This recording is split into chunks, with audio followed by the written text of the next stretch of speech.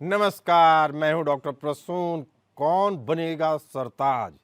बिहार विधानसभा चुनाव 2025 के रुझान जो आए हैं उससे साफ हो गया है कि बिहार का ताज नीतीश कुमार के ही सिर पे दोबारा सजने जा रहा है। नीतीश कुमार ही फिर से बिहार के सीएम बनेंगे। इस बार वह 10वीं बार सीएम पद की शपथ लेंगे। सीएम नीतीश कुमार और उनके गठबंधन में शामिल दल बीजेपी दोनों ने शानदार प्रदर्शन किया है। बीजेपी 91 सीटों के साथ बढ़त बनाकर साबित कर दी है कि जेडीयू के साथ 80 सीटों के साथ वह मिलकर सरकार बनाने जा रही है। बिहार में यह प्रचंड बहुमत मिला है। एनडीए को बिहार की 243 विधानसभा सीटों में 200 से ज़्यादा सीटें मिलती दिख रही हैं। बात करें विपक्षी दलों की तो आरजेडी को तगड़ा झटका लगा है। उसकी सीटें 28 सीटों तक सिमट गई है। कांग्रेस को भी तगड़ा झटका लगा है। 4 सीटें केवल कांग्रेस को मिलती दिख रही हैं। एक के बाद एक हार से कांग्रेस में अब लग रहा है कि दोबारा बवाल उठेगा। कांग्रेस महागठबंधन में आरजेडी 143 में से 28 सीटों पर लीड लिए हुए, जबकि 60 सीटों पर लड़ रही कांग्रेस महज 4 सीटों पर आगे है। हालांकि 243 सीटों पर लड़ रही जन स्वराज पार्टी का खाता भी खुलता नहीं दिख रहा है। मुकेश सहनी की पार्टी का भी फिलहाल खाता नहीं खुला है। वीआईपी के खाते में भी जीरो दिख रहा है। बड़े चेहरों की बात करें तो राघवपुर से तेजस्वी यादव कभी आगे कभी पीछे चल रहे हैं। इस समय फिर पीछे हो गए हैं। उनके बड़े भाई तेज प्रताप यादव भी महुआ विधानसभा सीट से लगातार पीछे चल रहे हैं। वह चौथे, पांचवें और तीसरे की दौड़ में आगे पीछे हो रहे हैं, लेकिन उनका हारना तय माना जा रहा है। बीजेपी से कैंडिडेट सम्राट चौधरी तारापुर से इस समय जीतते दिख रहे हैं। वह बिहार के उप मुख्यमंत्री रह रहे थे। पवन सिंह की पत्नी काराकट से लगातार पीछे चल रही हैं। हालांकि इनको लेकर काफी विवाद हुआ था। आपको बता दें कि पिछली बार की तुलना में इस बार बिहार विधानसभा चुनाव में करीब 10% वोट ज्यादा पड़े। बात करें महिलाओं की तो महिलाओं ने इस बार रिकॉर्ड तोड़ 71.6% वोट करके अपनी भागीदारी सुनिश्चित की, और जिससे लग रहा है कि एनडीए को भारी बहुमत दिलाने में उनका रोल अहम रहा।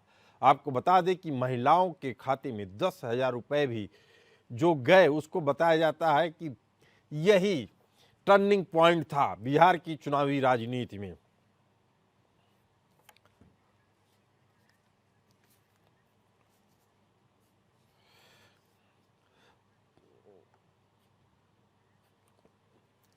इसी मुद्दे पर चर्चा करने के लिए हमारे साथ मौजूद हैं प्रतिभा सिंह, प्रवक्ता जेडीयू, डॉक्टर भूपेंद्र कुमार, वरिष्ठ पत्रकार, और अशोक प्रताप राय, राजनीतिक विश्लेषक। आप तीनों मेहमानों का बहुत बहुत स्वागत है। प्रतिभा सिंह, प्रवक्ता जेडीयू, आपको बधाई और आपकी इस ऐतिहासिक जीत के लिए बहुत बहुत शुभकामनाएं। लेकिन सवाल है कि कौन इस जीत का असली हकदार है, मोदी जी या नीतीश कुमार?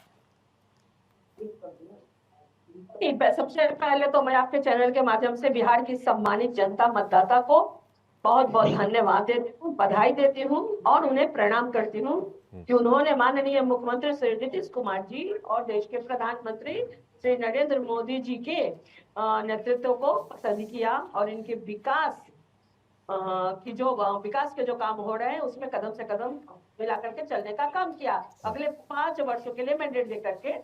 तो ये प्रश्न कहीं से मुझे नहीं लगता उचित है कि मोदी जी के नेतृत्व को यानी नीतीश कुमार जी के नेतृत्व को बिहार की जनता ने पसंद किया, बल्कि हम एनडीए चुनाव लड़ रही थी और एक महागठबंधन चुनाव लड़ रहा था।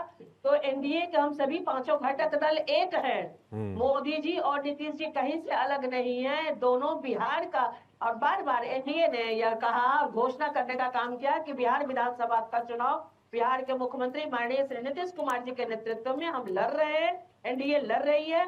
और जब हम चुनाव परिणाम आएंगे तो बिहार के मुख्यमंत्री श्री नीतीश कुमार जी होंगे। वो मुख्यमंत्री थे, प्रतिभा जी, और आगे भी रहेंगे। प्रतिभा जी, बिहार विधानसभा के चुनाव में महिलाओं की रिकॉर्ड तोड़ भागीदारी रही, 71.6%। इसके पीछे क्या कारण है? और महिलाएं खुलकर एनडीए को वोट दी, उसके पीछे मुख्य कारण क्या दिखता है? जी, उसके नीचे मुख्य कारण स्पष्ट है कि बिहार की महिलाओं को कहीं न कहीं भरोसा है बिहार की वर्तमान सरकार पर, जिन्होंने महिलाओं को आजादी दी है। महिलाओं के लिए कई कार्य योजना ऐसे बनाए जिससे कि महिलाओं को अवसर मिला। महिलाएं आज साबित कर रही हैं कि किसी भी सेक्टर में पुरुषों से कम नहीं। ये बिहार की वही महिलाएं हैं जो 10 रुपए 5 रुपए के लिए अपने पुरुष के रूप में पिता या पति पर डिपेंड हुआ करती थी। लेकिन आज सभी महिलाएं आर्थिक रूप से और सामाजिक रूप से हर तरह से उन्हें अगर किसी ने आजादी दी तो माननीय मुख्यमंत्री श्री नीतीश कुमार जी ने दी। तब महिलाओं को बिहार के माननीय मुख्यमंत्री श्री नीतीश कुमार जी पर भरोसा है। वो जानती हैं कि हमारा शुभचिंतक कौन है, हमारे चलिए, लिए काम कौन कर सकता है। लेकिन तो इसलिए कुछ बिहार की समीकरण महिलाओं ऐसे ने दिखे मिल करके इन चुनावों में, कुछ समीकरण ऐसे दिखे जिसके बारे में जानना बहुत जरूरी है दर्शकों को भी। अशोक प्रताप राय जी हमारे साथ मौजूद हैं, राजनीतिक विश्लेषक के तौर पे। सीमांचल जो माना जाता था कि महागठबंधन का गढ़ है, वहां एनडीए ने शानदार प्रदर्शन किया है। 25 में से 16 सीटें उसके खाते में जाती दिख रही हैं। इसके पीछे क्या कारण है, क्या मतलब है? जी जी नमस्कार। और पहले तो मैं सारे अपने एनडीए के लोगों को बधाई दूंगा इस शानदार प्रदर्शन के लिए। और सिर्फ सीमांचल ही नहीं, आप देखिए जितने भी एरियाज हैं सब जगह भगवा लहरा रहा है। और जेडीयू और बीजेपी और उनके जो सहयोगी दल हैं, अशोक प्रताप राय जी, मेरा सवाल बस इतना है कि सीमांचल जहां माना जाता है अल्पसंख्यकों की अच्छी खासी तादाद है, वहां भी रिजल्ट आपके 25 में से 16 अगर आपके पक्ष में जाते दिख रहे हैं, तो इसे आप किस तरीके से, क्या कारण है कि वहां के लोग आपकी तरफ झुके? जी एक बहुत सिंपल सा चीज है जी। ये जो ट्रेंड है पूरे बिहार का, सीमांचल कहीं अलग नहीं है। और पूरे बिहार के अंदर आप देखिएगा तो ये एनडीए के फेवर में एक बहुत बड़ा मैंडेट है। और सीमांचल में माना जाता है गढ़, वो अलग कहानी है। लेकिन आप ये भी तो देखिए कि तेजस्वी जी, जो अभी मेरे को जानकारी मिली है, वो खुद भी पीछे चल रहे हैं। जी जी, है ना। इसका मतलब लोगों ने महागठबंधन की राजनीति को दरकिनारे किया है और एनडीए और जेडीयू को बहुमत दी है। इसके पीछे चाहे औरत का कारण हो, चाहे किसी का कारण हो, वो लोगों ने एक अपना परचम लहराया है और बधाई के पात्र है। चलिए ठीक है, हमारे साथ डॉक्टर भूपेंद्र कुमार हैं। डॉक्टर भूपेंद्र कुमार जी, कहा जाता है राजनीति की तरीके से होती है, विकास के मुद्दे पे बहुत ज़्यादा असर नहीं दिखता है। हालांकि बिहार के चुनाव में प्रधानमंत्री नरेंद्र मोदी ने बार बार अपनी विकास योजनाओं के बारे में तो बताया ही बताया, साथ ही बिहार के नतीजों को ये कितना प्रभावित किया, विकास की योजनाओं के बारे में चर्चा करना, उनके बारे में लोगों को जागरूक करना, इससे क्या वोट ज़्यादा प्रभावित हुआ है, या जो चिंता करने वाले मुद्दे थे जैसे तुष्टीकरण जैसे मुद्दे, वह ज़्यादा प्रभावित कर सके मतदाताओं को? जी तपन जी, भूपेंद्र जी। जी पिछले जी, मुद्दे सारे महत्वपूर्ण थे, चाहे वो तुष्टीकरण का हो, चाहे वो विकास का हो। और विकास के लिए उनका विजन और दृष्टिकोण दोनों ही रहा। प्रधानमंत्री ने जो भी अपने कार्यकाल में नारे दिए, सबका साथ सबका विकास और सबका सहयोग, इस तरह से उन्होंने कई चीजें गढ़ी। और देश में मुझे तो लगता है कि देश के हर जिले में उन्होंने ऐसे हाईवे बनाए हैं, सड़क परिवहन के, जो कि एक कल्पना से परे थे। और चाहे स्मार्ट सिटी के रूप में हो, चाहे स्वच्छता के रूप में हो, गांव-गांव तक स्वच्छता का संदेश पहुंचाना, प्रधानमंत्री आवास योजना, जो कि कभी भी किसी तबके ने सोचा नहीं था कि हम इस तरह से पक्के मकान और एक विशेष वर्ग के लिए लाभान्वित होना। और उसमें निश्चित रूप से किसी भी चीज, चाहे वो मुस्लिम हो चाहे वो हिंदू हो, सबके लिए समानता रूप से दृष्टिकोण रखना। और उनके साथ साथ उन्होंने अपनी जो डबल इंजन सरकार का जो मॉडल रखा देश के प्रति, कि अगर सरकार केंद्र केंद्र में वैसी हो, अगर राज्य में भी वैसा हो। तो इस तरह से उन्होंने इस तरह से परिभाषित करने की कोशिश की और जनता ने उनके उस चीज को सुना। उनकी सभाओं में बड़ी भीड़ रहती थी और लोग उनको सुनने आया करते थे और उन पे टस्ट करते थे। राजनीति के पिछले वर्षों की अगर हम देखें तो लगभग 2 दशक पूर्व जो करप्शन और जिस तरह से नेता अपनी बातों को कहते थे और जो करनी और कथनी में बहुत अंतर हो गया था, वो एक अंतर को उन्होंने स्थापित किया। दूसरी बात, राष्ट्रवाद और हिंदुत्व की भावनाओं को उन्होंने संप्रेषित दिया, क्योंकि किसी चीज के लिए राष्ट्र सर्वोपरि माना। उन्होंने हर चीज को उत्सव के रूप में मनाया, चाहे भारत के योग हो, चाहे आप किसी भी चीज के रूप में माने, और नारी को हमेशा ही रूप में मानते थे, नारी पूजते के रूप में कहते थे। अपने सनातनी और धार्मिक के जो रामायण हो चाहे महाभारत, उसके तहत असाधारण उदाहरण रखना। दूसरी बात, उनका एक दृष्टिकोण ये भी रहता था कि समाज का हर तबका अगर जब तक विकसित नहीं होगा तो विकसित भारत की कल्पना कैसे होगी, और विकसित राज्य नहीं होगी तो विकसित राज्य की कल्पना। मोदी जी ने भारत के वैभव की याद दिलाई, पुरातन वैभव की याद दिलाई, सभ्यता की याद दिलाई, संस्कृति की याद दिलाई। उसका उन्होंने बार बार जिक्र किया ताकि लोगों को अपने उद्देश्यों के बारे में जागरूक किया जा सके। लेकिन सवाल यही है कि अब माना जा रहा है कि बीजेपी और जेडीयू की सरकार आने वाली, एनडीए गठबंधन ही सरकार बनाने जा रही है। तो बड़ा सवाल है कि नई सरकार के सामने बड़ी चुनौतियां क्या होंगी। अशोक प्रताप राय जी, बड़ी चुनौतियां क्या हैं? फिर से बोलिए, सुनेंगे क्या?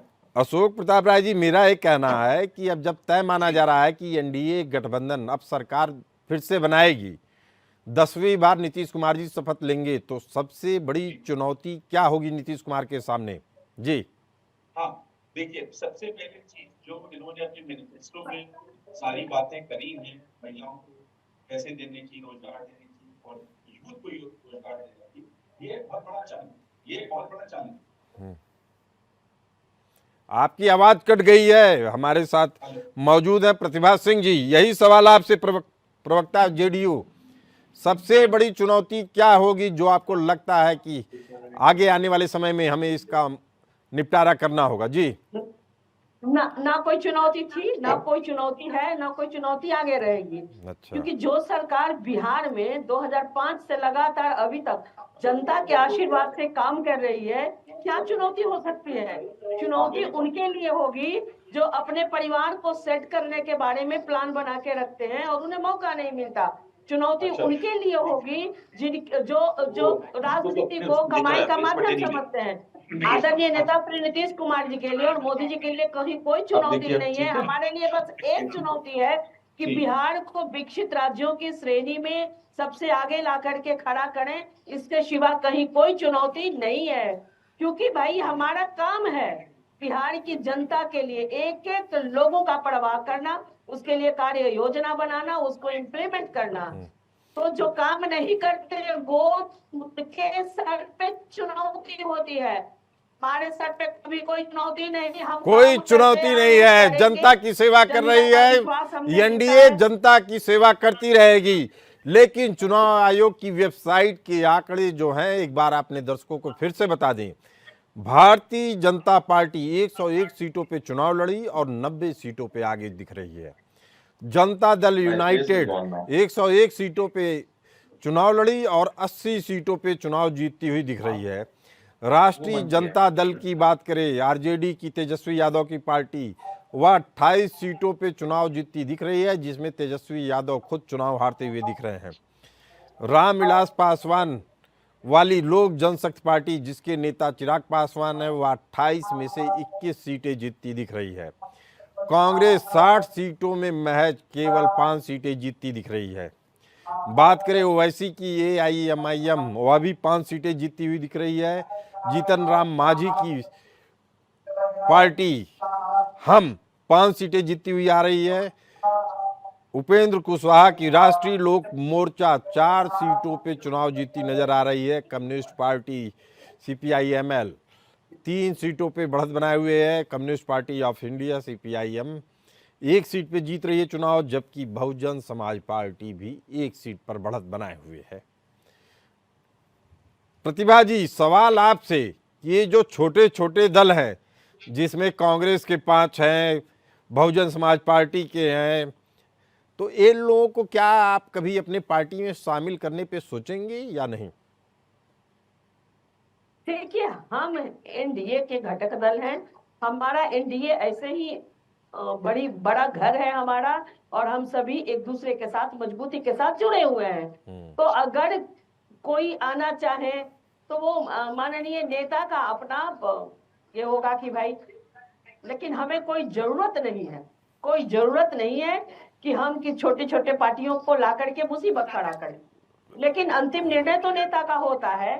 अगर कोई आना चाहे, हमारे नेतृत्व को पसंद करे, तो कोई हर्ज भी नहीं है। जी। अशोक प्रताप राय जी राजनीतिक विश्लेषक के तौर पे जुड़े हुए हैं। अशोक प्रताप राय जी, पहला सवाल यही है कि तेजस्वी यादव भी चुनाव हार रहे हैं, इसके पीछे क्या कारण दिखते हैं? देखिए, बहुत सिंपल है। कारण तो ये है कि पूरे महागठबंधन को लोगों ने नकार दिया बिहार के, और उनके जब लीडर्स हारने लगे तो बड़ी भयावह हमको तो तस्वीर दिखती है। और इस चीज में इनको पब्लिक के बीच में जाना पड़ेगा, अपनी बातें साफ तरीके से रखनी पड़ेगी, और फिर आने वाले चुनाव में मजबूती से एनडीए का सामना करना पड़ेगा। बिहार चुनाव के नतीजों को देखे या रुझानों को देखे तो ये साफ हो जा रहा है, बाहुबली भी अपनी साख बचाने में कामयाब रहे हैं, चाहे वो शहाबुद्दीन का लड़का रहा हो या आनंद सिंह रहे हो। जी, तो बाहुबली तो चलिए, अब ये बिहार का एक तरीके से उसमें है कि कई सारे पहले 18-20 जीत के आते थे, आज हो सकता है सिर्फ 4-5 जीत के आए। तो क्या इनकी भी गति वैसी होगी जैसे यूपी में होती है? अब ये तो जो सरकार बनेगी उनको तय करना है, उनका रास्ता क्या है, क्या गति बनाएंगे या नहीं बनाएंगे। ये तो जो सरकार के शपथ लेंगे अगर नीतीश कुमार की, तो उनको तय करना है। डॉक्टर भूपेंद्र कुमार जी, क्या लग रहा है, बिहार अब पूरी तरीके से अपराधी मुक्त होगा? देखिए, निश्चित रूप से उत्तर प्रदेश के मुख्यमंत्री योगी जी ने इन जनसभाओं में, जो सीमांचल में जहां पे एनडीए कमजोर थी, और वहां पे उन्होंने जनसभाएं की, और उनकी लीडिंग से वहां की सीटें लगभग 16 से 17 आ रही हैं। अभी लीडिंग चल रही है एनडीए की। तो निश्चित रूप से वो मॉडल जो पूरे देश में, जो उन्होंने अपनी जनसभाओं में भी कहा कि बटोगे तो कटोगे, और इस तरह से उन्होंने अपना जेसीबी और पंजा वो रखते हैं, जेसीबी को रखते हैं जिस तरह से, और वो उन्होंने मॉडल स्थापित किया है। और वहां के जो मुख्यमंत्री हैं नीतीश बाबू, वो सुशासन बाबू भी कहलाते हैं। तो निश्चित रूप से ये उन्होंने उसके कारण ही एक धारणा बनी है कि जो एक जंगल राज के रूप में जो उन्होंने एक प्रशासन दिया है, स्वच्छ प्रशासन, भय मुक्त महिलाओं के लिए, जिस तरह से आम जा सकते हैं, आ सकते हैं, ये जो स्वतंत्रता और जो आम आदमी की सुरक्षा की गारंटी दी है, उस मॉडल को आगे रूप से निश्चित रूप से बढ़ाना होगा। और उन्होंने उसके लिए ऊपर बहुत सी कयास लगा रखे हैं लोग बाग, और उन्होंने नकेल भी कसी है, और उसके रूप में वो एक स्वच्छ सरकार देने में सक्षम हुए हैं। और इसी का कारण है कि वो 20 साल से मुख्यमंत्री, और 10वीं बार जो कि एक इतिहास रच रहे होंगे कि शपथ ले रहे हैं। लेकिन इस चुनाव के रुझानों को देख लें तो एक चीज तो और साफ आ रही है, पीके को, प्रशांत किशोर को जनता ने बुरी तरीके से नकारा है। इसके पीछे क्या कारण देखते हैं आप? जी, देखिए, जन स्वराज पार्टी को एक निश्चित रूप से कम समय मिला, और दूसरी बात, जनता इतनी मैच्योर है कि वो ये सोच रही थी कि हमारा वोट बर्बाद नहीं जाए। और वहां पे एक जो जातिवाद की एक जो धारणा लगी हुई थी कि एम भाई का कम्युनिकेशन हो, पिछड़े का अति दलित को वोट किस तरह से ले लें, जो जाति और सवर्णों को वोट किस तरह से ले लें, इस तरह से जो अवधारणाएं थी, उसको तोड़ने के लिए जन स्वराज पार्टी के जो प्रशांत किशोर, उन्होंने बड़ा मेहनत की। उन्होंने वहां पे एक विकास की एक राजनीति रखी, चाहे वो पलायन की हो, चाहे युवाओं के रोजगार की हो, चाहे शिक्षा की हो। उन्होंने जिस तरह से जो बिंदु रखे, उसको दोनों लोगों ने स्वीकारा, और उसकी राजनीति जो जाति से हटके हो गई। आज जो हम परिणाम देख रहे हैं, वो इसी के कारण परिणाम है। जो एक जातिगत वोट था, जो शिफ्ट होता था, जो महागठबंधन की ओर, चाहे वो अल्पसंख्यक मुसलमानों का हो, चाहे यादव जाति का हो या उनके साथ जो मल्हार जाति के जिस तरह से नेता थे साइनी जी उनका हो, तो वो वोट निश्चित रूप से डाइल्यूट हुआ और वो वोट यहाँ पे शिफ्ट हुआ है एनडीए में। एनडीए में इसलिए क्योंकि उनको लगा कि जातिवाद की तरह विकास किएगा। तो हम जन स्वराज को ये जरूर है कि उन्होंने अपनी एक उपस्थिति दी और 5 से 6% वो वोट पाएंगे, लेकिन उन्होंने एक राजनीति को एक नई दिशा देने के लिए उनका योगदान रखा जाएगा। और ये आप बिल्कुल मान के चलिए कि ये राजनीति जो जातिवाद और क्षेत्रवाद पर सीमित हो गई थी, वो उन्होंने एक वृहत रूप दिया और वह एक समग्र विकास, एक सशक्त बिहार की उन्होंने बात करी। और उन्होंने उस बात को, उन दोनों गठबंधनों ने उसको माना। आगे के रूप में वो चुनौती बन के आएंगे और उनके पास निश्चित रूप से ये उनका पहला चुनाव है। भविष्य में चुनौती बनेंगे, ये बड़ा सवाल है। लेकिन अशोक प्रताप राय जी, आपकी छोटा सा उत्तर चाहूंगा आपसे इस मामले पे कि जी प्रशांत किशोर का भविष्य आगे क्या होगा? प्रशांत किशोर जी एक बहुत अच्छे वक्ता भी हैं और एक बहुत अच्छे नेता भी हैं। उन्होंने सारी पार्टियों को कम से कम एडवाइजरी रोल में देखा हुआ है और उनको उनकी पार्टियों की वीकनेस भी पता है और स्ट्रेंथ भी पता है। स्वॉट एनालिसिस करके मैं उम्मीद करता हूं आने वाले समय में जो बिहार को जरूरत है वो प्रशांत किशोर जैसे ही नेता को मुख्यमंत्री के कुर्सी पे देखना चाहेंगे। इसमें समय लगेगा, हो सकता है 5 साल या 10 साल भी लग जाएं, लेकिन मुझको बड़ा ब्राइट भविष्य दिखता है प्रशांत किशोर जी का। चलिए, अगर माना जाए कि जो नतीजे आ रहे हैं बीजेपी जेडीयू के पक्ष में प्रचंड बहुमत की ओर, प्रचंड मतलब 243 में से 200 सीटें मिल रही हैं, इसके पीछे गेम चेंजर वाली कौन सी रणनीति? क्या महिलाओं के खाते में जो 10,000 रुपए दिए गए वही गेम चेंजर साबित हुआ? जी, मुझको तो ऐसे ही लगता है क्योंकि महिलाओं ने 11% वोट ज्यादा दिया है करीब, तो वो सारा एक तरफा गया है एनडीए के फेवर में। और ये बात सही है कि जो एनडीए ने, चाहे वो फ्री का राशन हो या उज्ज्वला योजना हो जिसमें गैस दिया गया, या फिर ये 10,000 रुपए दिए हैं जिसमें हर महिला जो है उनको मदद मिली है, इन सब चीजों को लेकर उसका निचोड़ ये है कि लोगों ने इनको एक्सेप्ट किया है और महागठबंधन की राजनीति को और महागठबंधन की पॉलिसीज को नकारा है। चलिए, इससे साफ हो रहा है कि जो आने वाला समय है वह एक बड़ा संदेश लेकर आ रहा है। यह संदेश किसके लिए है या लोगों को भी समझ में आ रहा है और राजनीतिक दलों को भी। अब राजनीतिक दल किस तरीके से आगे की रणनीति तैयार करते हैं, खासकर विपक्ष, यह देखने की बात होगी। हालांकि जो लोग 95 चुनाव हार कर भी अभी तक अपनी रणनीति नहीं बदल रहे हैं, उनसे आशा करना बेकार है। तेजस्वी यादव के बारे में बताया जा रहा है, बड़ी खबर आ रही है, 8,668 वोट से पीछे हैं। वहां बीजेपी के राघोपुर से बीजेपी के सतीश कुमार यादव आगे चल रहे हैं। कि कैसे इन नतीजों को देख रही हैं प्रतिभा जी?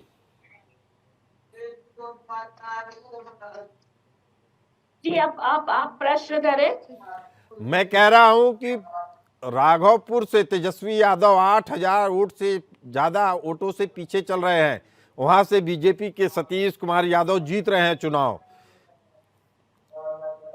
देखिए, जिस तरीके से तेजस्वी यादव जी ने माननीय मुख्यमंत्री श्री नीतीश कुमार जी के कामों को खुद अपना श्रेय लेने की कोशिश की, तो बिहार की जनता ने उन्हें बता दिया कि आप झूठ बोल करके बहुत दिनों तक लोगों को नहीं पड़गला सकते हैं। ये वो बिहार है जहां की जनता को 20 वर्षों में माननीय मुख्यमंत्री श्री नीतीश कुमार जी ने शिक्षित करने का काम किया है, अवसर दिया है। तो बिहार की जनता को बखूबी पता है, खास करके आदि बेहद अहम बात कर रही है प्रतिभा जी कि बिहार की जनता को मूर्ख नहीं बनाया जा सकता है।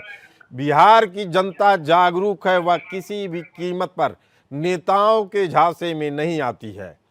आप तीनों मेहमान इस खास प्रोग्राम में हमारे साथ जुड़े रहे, आपका बहुत बहुत धन्यवाद। चलते रहिए हमारे साथ।